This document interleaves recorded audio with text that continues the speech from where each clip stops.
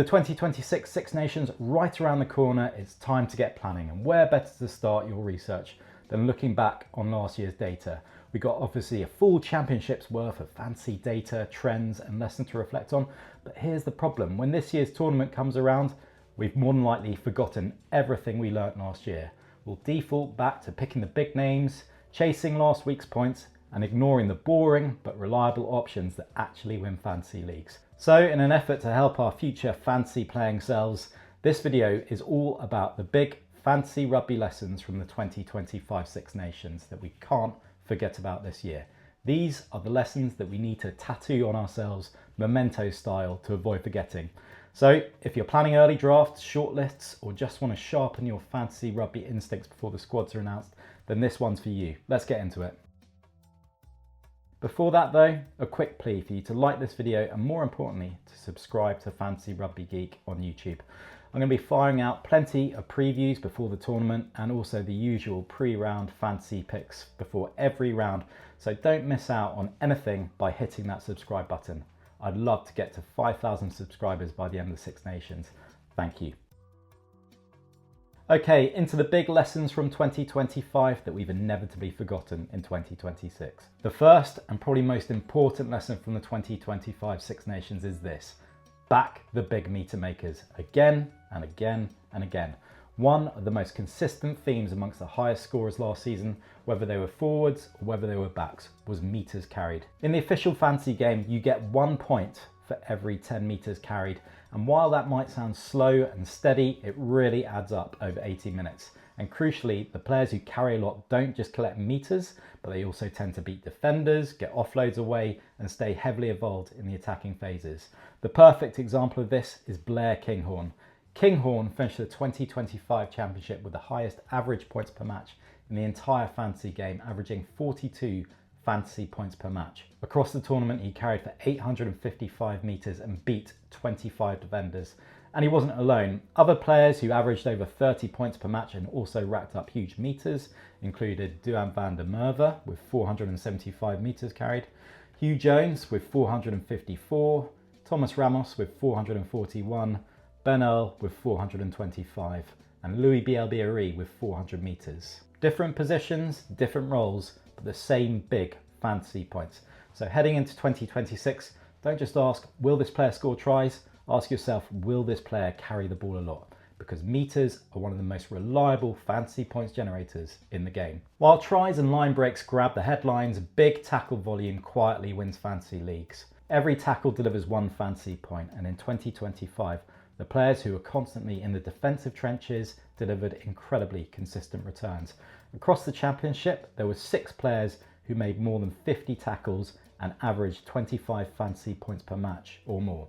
Those players were Gregory Aldrit with 50 tackles and averaged 35 points per match, Caelan Doris with 51 tackles and 32 points per match, Joran Murfana, who made 54 tackles and averaged 31.8 points per match, Tommaso Menicello, 59 tackles and 33.8 points per match, Dafford Jenkins, who made 78 tackles and averaged 27.8 points per match, and then Jack Morgan with a huge 88 tackles and an average of 34.4 points per match.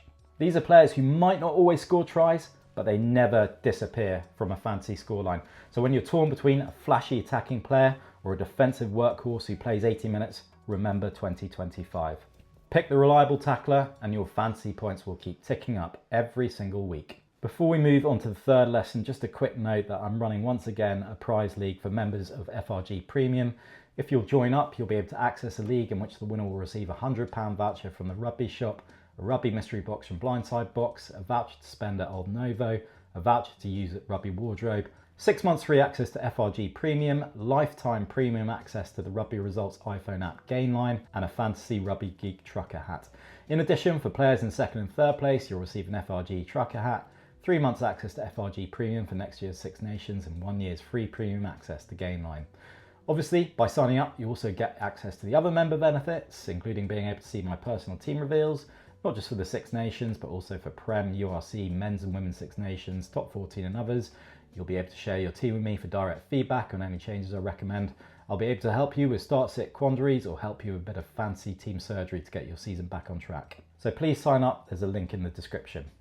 Okay, back to it. Lesson 3 is all about ceilings. In the 2025 Six Nations, and again this year, the Guinness Player of the Match award comes with a huge 15-point bonus. And that bonus regularly decided game weeks. If you can correctly predict a player of the match, then you gain a serious edge over the field. But here's the tricky part. When you look at the list of player of the match winners in 2025, names like Gregory Aldrit, Hugh Jones, Jameson Gibson-Park, who won it twice, Lorenzo Canoni, Finn Smith, Sam Prendergast, Duhan van der Merwe, Antoine Dupont, Louis Bielbieri, Blair Kinghorn, Ollie Chesham, Dan Sheehan, Ben Curry and Yoram Murfana, there isn't really a single obvious pattern. Different teams, different positions, different game scripts. So what's the big takeaway here? While you can't reliably pick the player of the match, you can stack your team with high quality players in strong teams on teams that are likely to win.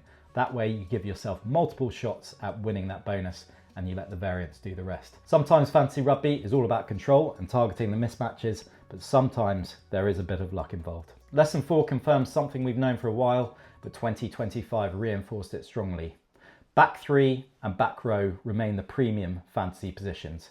Looking at the 20 players with the highest average points per match, and only including players with 3 or more appearances, the positional breakdown is really telling. 7 were back 3 players, 6 were back rowers, 3 were centres. And then we had a few notable outliers. We had Antoine Dupont, who was the only scrum half in the top 20, Dan Sheehan, who was the only hooker in the top 20, and Dafford Jenkins, the only second row in the top 20. What's particularly interesting is fly halves. So in 2025, fly halves scored much lower than usual compared to previous tournaments. Finn Smith, Sam Prendergast and Marcus Smith finished 20th, 21st and 22nd, just outside the top tier. That doesn't really mean that fly halves are bad picks, but it does mean in 2025, the real fantasy value was concentrated elsewhere. So heading into 2026, prioritise back 3 and back row, build your core scoring around them and treat other positions as value or balance picks. And finally, lesson number 5, Supersub can change everything. Throughout the 2025 Championship, Supersub selection was an ongoing battle, but one thing came crystal clear. A big Supersub week can completely flip your season, and nowhere was this more obvious than in round 5 in 2025.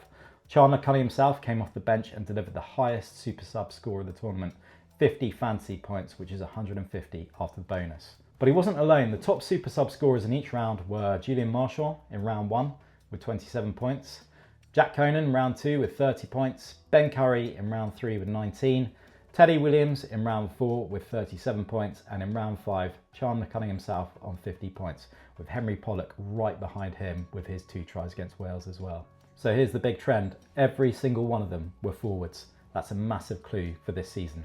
Forwards come on, they get immediately involved, they rack up tackles, they rack up carries and breakdown work, get the occasional try and explode with the Supersub multiplier.